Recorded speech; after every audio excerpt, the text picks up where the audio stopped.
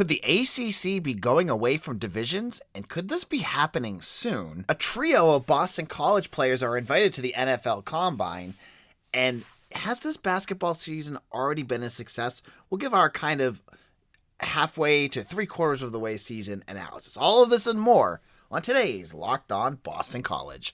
You are Locked On Boston College, your daily podcast on the Boston College Eagles, part of the Locked On Podcast Network, your team every day.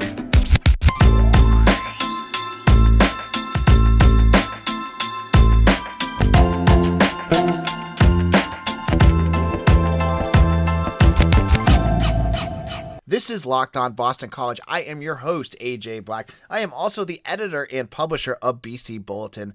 For all of you who are listening for the first time, thank you for checking out Locked On BC. We are a daily Boston College podcast. We're the only one out there that does this 5 days a week. We give you all the news, insight, and analysis every single day so that you're up to date on the Eagles. All I ask of you is, if you enjoy this, give us a 5-star rating on Apple, iTunes, or Spotify, and follow us on YouTube. That would be a great help. So let's dive in and talk about our big topics of the day. Now, one of the topics about ACC football that I have been harping on since I've had this podcast and years before is the divisions. I hate the divisions in ACC. There's the Atlantic and the Coastal. And the reason I don't like it is because it's not because Boston College has to play Clemson every year. That's fine. You know, you want to play the best teams in the country. But my bigger issue is the scheduling disparity. Boston College does not get to play some of the other teams all that often. I mean, I put it on our site earlier today. They haven't played UVA at home since 2010. That's 12 years ago. They're not doing it again this year, so it's going to continue. I believe it's every 13 years they play a home game against one team in that division. Well, I have been saying that they need to get rid of it. I think they need to get rid of these divisions as soon as possible. And, we've heard buzz throughout college football that there's been a movement for this. And Jim Phillips spoke with Andrea Edelson of ESPN on Wednesday. Her report came out that said this could be happening sooner rather than later. Phillips is trying to reimagine how the ACC competes at football. And one of the big things he mentioned was getting rid of the divisions. So that would be amazing, because as we saw, we got a test run of this in 2020. This was the year where Boston College played, it seemed almost a whole coastal schedule. They played Virginia Tech, Pittsburgh, Georgia Tech, Duke. I think they only didn't play Miami. So BC, that was a fun year because you got different matchups. You didn't play every team. It gives you a little bit of freshness. I love that. I am all on board with having a little bit of a change up here. Now, the bigger issue would be the conference championship, and for them to get this through, they have to get a waiver approved by the NCAA. And it sounds like there's a couple conferences that are considering this. I think the Big Ten was the big one that I've heard a lot about. I know that they're thinking about that. Kevin Warren, their commissioner, was thinking of that, and I believe the Big 12 is thinking of it too. So it's not something out of the realm if some of these teams kind of apply for it. But as I was saying, we saw this in 2020. We saw what BC did, but we also saw how good it can be for the conference itself. Remember, last year was the year that Notre Dame had that 1-year fling with the ACC in football, and they made it into the ACC championship. And why was that good? Well, just for the sake of pretending right now, right? You got the two best teams. You got a rematch of one of the best games of the year. If you remember back earlier in that season, that was the great game in which Ian Book led Notre Dame to that monumental upset over, it was DJ Uiagalelei and Clemson. That was a humongous win. That was very, very big. And then Clemson goes out and smacks them in the ACC championship. Well, that was great. That gives you the premier matchup because the two best teams in the conference, the team that had the most wins, got in. This is instead of, shoehorning who's going to be in the Coastal and who is the Atlantic, and then just figuring out who's the top team in each division. And that's given us some, not the premier matchup. We got a good one this year. Pittsburgh and Wake Forest, that was the best. But there's been years when Clemson has played, they played UVA a couple years ago, and they played some other teams that weren't all that great. I want the two best teams And I think everyone in the ACC wants the 2 best teams. So next year, like, wouldn't you rather have, if it's Clemson and Wake Forest or Clemson and BC, I'm just saying that because I know you guys want to hear that, Clemson and NC State. I mean, the Atlantic is setting up to be a much better division than the Coastal. It would make much more sense just to get the top 2 teams. And then on top of that, just like we saw in 2020, sometimes that's going to help you get in to the playoffs. Remember, in 2020, Clemson did end up beating Notre Dame, and then they both ended up in the playoffs. And isn't that kind of what we want to see out of the conference? So I liked this idea, and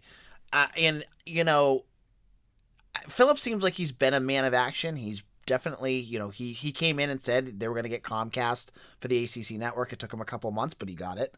And this is, Adelson said this is going to come sooner. It could come soon. So hopefully this will be something that we'll hear maybe 2023, 2024, and then figure out the scheduling around this alliance. Remember, the alliance is the Big Ten, the ACC, and Pac-12, because there could be some real fun matchups in there. And hopefully if the 3 conferences can figure out their schedule and get this going, you'll start to see some really cool, unique matchups that we haven't seen before. Now, Phillips also talked a little bit about why he didn't want the playoffs to be expanded. He really made, before this interview, the ACC was kind of the black sheep in college football because they really put the kibosh on the expansion, which of course the SEC wanted, and other conferences wanted. But he said he was speaking on behalf of his members. And they had a whole bunch of guys. I think it was Boo Kerrigan of NC State just saying, we don't want to just, expand for the sake of expanding. We need to figure out what's going on in college football and make the smart choice. And I think there's some validity in that thought process because it seems to me like it's just, this sounds great, let's just do it, without really thinking it through. So I'm not sure. I'm kind of on the fence with expansion. I like it. I know some athletes. Miles Willis, who was formerly a Boston College running back, tweeted at me that, it's just another game for football players. Now they're going to have to play extra. And I get that. It's hard to see. So, I think college football in general is changing all over the place. We see it in the SEC.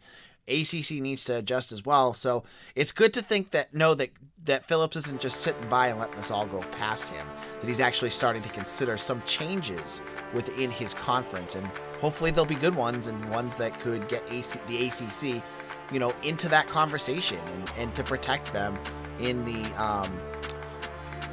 college football playoffs.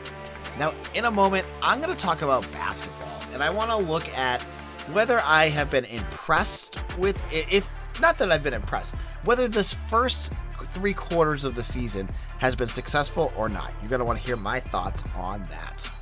Now, BetOnline has got you covered this season with more props, odds, and lines than ever before as football continues its march through the playoffs right to the big game this week. BetOnline.net remains the best spot for all of your sports scores, podcasts, and news this season. And it's not just football. BetOnline has up-to-the-minute info on pro and college hoops, NHL, boxing, UFC, along with real live updates of current games. Don't wait to take advantage of all the new amazing offers available for the 2022 season. Head on over to BetOnline, where the game starts. This is Locked On Boston College. AJ Black here. I wanted to thank all of you who have made Locked On Boston College your first listen every morning. If you haven't done that already, make it part of your daily habit. Whether you're driving to work, walking the dog, cooking breakfast, and you just want to get your Boston College news, make sure you make Locked On Boston College your first listen. And check out Locked On ACC as well. I was on there with the great Candace Cooper on Wednesday. I'm on there every week talking ACC sports. I talked about the winners and losers of the Senior Bowl. I discussed Kenny Pickett versus Sam Howell and a whole bunch of other things. Check out Locked On ACC on YouTube or wherever you get a podcast. So, on Tuesday, Boston College lost to Syracuse, dropping them to 9-13 and 4-8 in the ACC on the season. And I wanted to kind of just take a step back and look at the grand scope of things and talk about what where is this program right now, and are they really taking a step in the right direction, or are there still some concerning signs?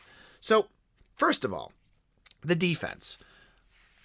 Without even looking at the stats, the defense is a miles better than it was in 2021. In 2020, under Jim Christian. Earl Grant has really pushed this physical style of defense on his roster, and it's paying dividends. You're seeing the defense not give up so many stupid baskets.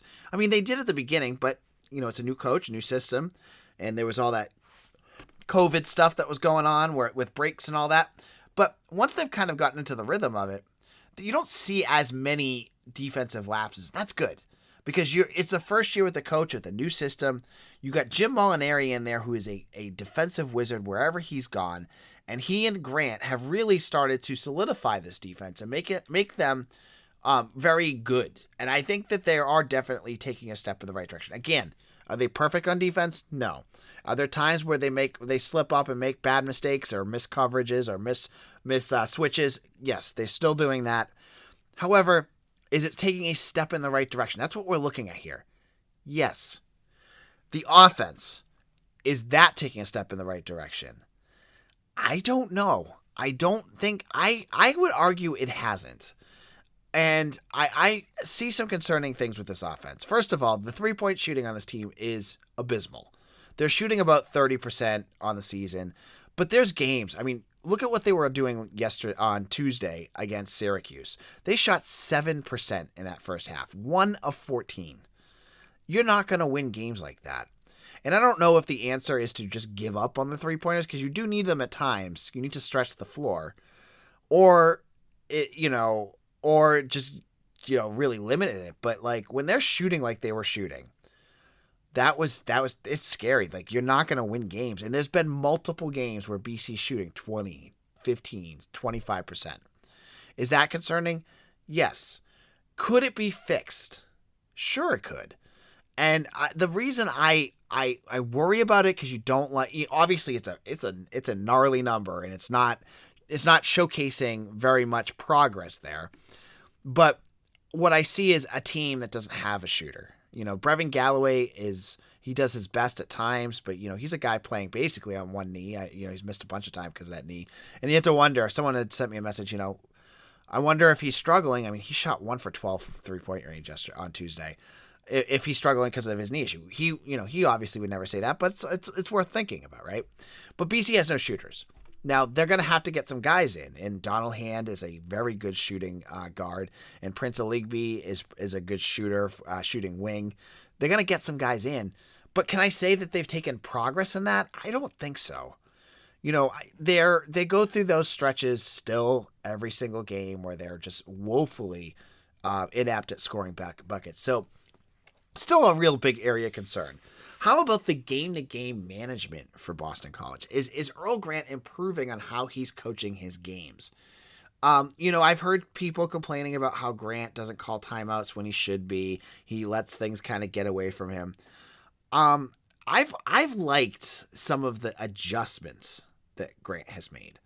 I think back to the Pitt game. I think the 2 Pitt games shows a good example of Grant adjusting. And that was John Hugley, their big center, was who scored 30 plus points the first time Pitt beat them. And then the second game, BC held him to 9 points. And obviously Grant adjusted to that and fixed it. And, he has had those games where you've seen the team fix some issues on their offense or defensive side. So I have been pretty happy with his in-game coaching. And I think he's going to continue to improve. And once he gets the players that fit his system, they'll be good. Now, win totals.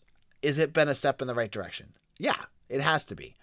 Like, BC's had one really bad loss this year in terms of disappointment. That was that Albany loss. Obviously, that was a game everyone would wish to have back. And there's been some bad ACC losses. The first UNC game was bad. And there's been a few in between. But all in all, they have 4 ACC wins, which is a positive at this point. They still got games that they can still win. And I think that's what you need to see. Now, the last piece that I want to see for BC is some development within the roster, and specifically one guy, Gianni Thompson. Now, this guy came in as a 4-star recruit and has played off and on for various amounts throughout the season. I have had a hard time gauging what the staff is doing with him, because he didn't play at all on Tuesday. I mean, I'm not sure if they're worried against like a zone defense, like, they're playing that 2-3 zone, if he's going to struggle against that. But regardless, he just wasn't playing. And so BC needs depth. Gianni Thompson gives you that depth. Kanye Jones gives you that depth. BC needs to develop those guys. They need to get them out there soon. They're not playing right now to get into a tournament. Like, if there's points to get them out there, get them out there. So that would be my one piece I would really like to see. And we'll go from there. I mean, there's only a couple more games left, and we're already off to the off season, and we'll start talking baseball soon. So in a moment, I'm going to chat with you a little bit about the NFL Combine. 3 Eagles are going to be going, and I was a little surprised with some of the names that were left off. Thank you for making Locked On Boston College your first listen. The NBA trade deadline is today, February 10th at 3 p.m., and the Locked On NBA podcast will be covering it live from 2 to 4 p.m.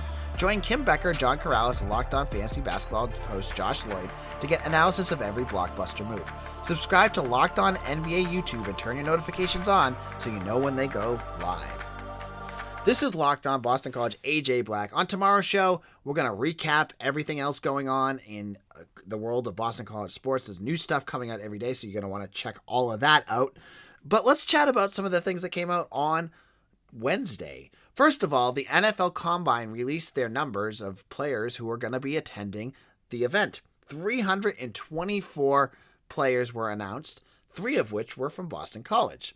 Now, 2 of them, not really surprised, and 1 of them we already knew about. So Isaiah Graham Mobley, we already knew was going to go because he announced it on his Twitter page last week. He was a linebacker, a transfer from Temple, played 9 games this season, has had the injury bug for years, but he has some good speed, and he was a good energy for that defense. So he'll be going down to Lucas Oil Field in Indianapolis at the end of February. The other 2 names weren't big surprises. Obviously, Zion Johnson's going to go there. You know what? I say obvious, but part of me also wondered if, like, he's done so well already, does he really need to go? But you want to do the lifts and you want to do some of the drills. Zion Johnson's going to be going. He's already pushed himself into the first round with his work at the Senior Bowl. Now he's going to practice and see how, in front of teams, and coaches will all be there. Let's see how he does at that. And then the final Boston College player to go will be center Alec Lindstrom.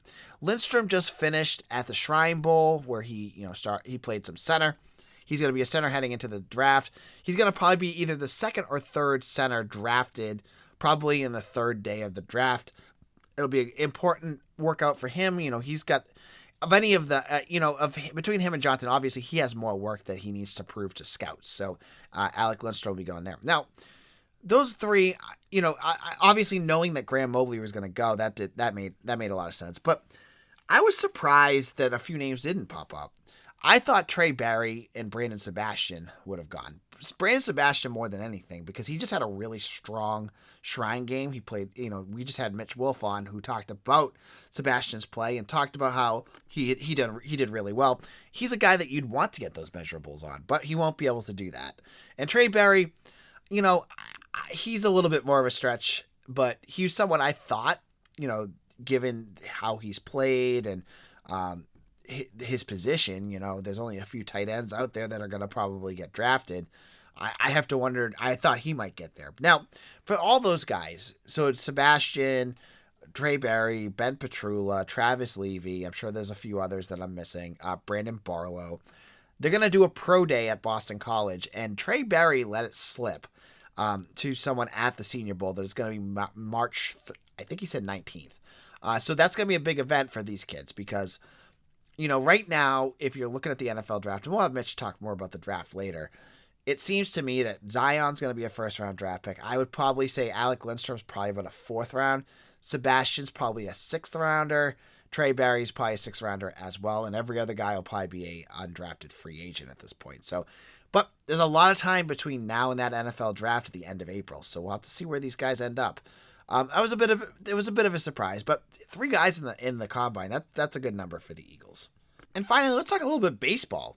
Baseball's right around the corner. We're in the midst of, Boston just got about 18 inches of snow last week. We've had ice and all this other stuff. I'm ready to start talking baseball because nothing gets you ready more for spring than the crack of the bat and getting those games going. And I know Boston College usually starts their season off in Florida or down south. I think they're starting in South Carolina this year. And during those last few snowstorms, it really helps you get through it. But now for all of you down south already that are not dealing with snow, God bless you, because I hate snow blowing, but this is the life I chose to live, right? Well, two quick notes about BC baseball for this year. Now, the coaches did their annual preseason media poll, and I bet you can all guess where Boston College was picked. Dead bleeping last. And that's kind of the respect this program has. I mean, they've done well at different times. I know they struggled last year, but we'll have to wait to see how they do. And so they're last, and they're going to have to show that they're going to have to earn some respect out there. They're going to have a new pitching coach. They hired one in the offseason. They got a few other coaches as well that are joining Mike Gambino, and this is going to be a big year for them. I mean, he's getting to that point where he's going to start to show some results out there. The other piece of news for BC baseball, 5 Boston College baseball games have been picked for national broadcasts on ACC Network, they announced. Those games are Wake Forest on April 3rd, UConn on April 20th, Virginia Tech on April 23rd, Florida State on May 7th. All 4 will be playing at Harrington Athletic Village for the first time since its inaugural season of 2018. And there's a bunch of other games that will all be on the ACC Network Extra, mostly the Louisville game and games against Merrimack. So you can check all those out. I love that. I loved it last year, when the games were closed to the public, that you could see all these games on the ACC Network, and there were so many that you could find. I kind of wish there would be more. Like, even if they can't get an announcer to go with it, just to watch the film of it's helpful. But that's not for here or there.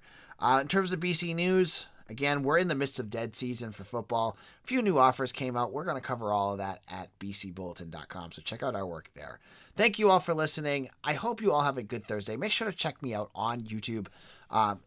Every morning, there's a new premiere episode. It's all of this. I'd love to have you guys listening to it on that. It does help us a lot. So go to youtube.com, hit that subscribe button, and turn notifications on so you get when the new episode comes on, and just listen to it while you're at work or on your phone or whatever on YouTube. It does help us a lot. Thank you all for listening, and make sure to follow me on Twitter at AJBlack_BC. Have a terrific Thursday, everyone. We'll see you all again soon. Take care.